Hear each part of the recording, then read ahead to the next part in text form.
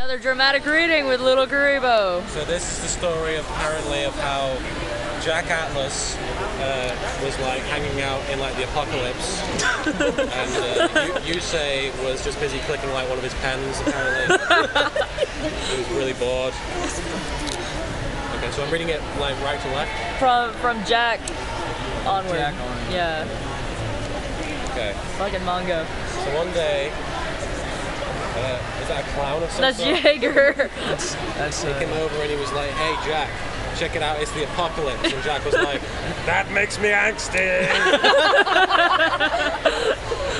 And then he went into the subway and he came into somebody's tent or something. He was like, "Hey Yusei, we're out camping." Yusei was like, "No, we're not. We're in my room apparently." Loud people. But then they found like this Stardust Dragon. Yeah.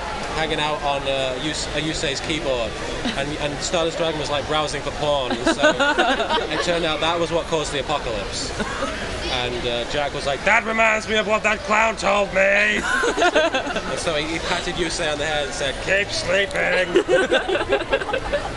I'll be very quiet." And he tried to get Stardust Dragon so that he could prevent the apocalypse from happening. But then he was like, "Wait a minute, time paradox."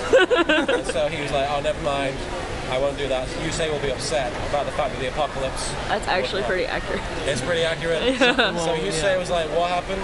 And then he looked around, was like, "Nobody was there." I was like, "Oh, I still got Stardust Dragon, so it's all good." Then they went to the beach. And Jack was like, "I like Finding Nemo." Then he sat down. I was like, "But the first 5 minutes made me cry." But Yusei didn't cry, because he never cries. And then Yusei came up and was like, are we in like fucking Code Geass now? What's going on? I was like, "Hey, can I sit there?" And Jack's like, "I only have one chair."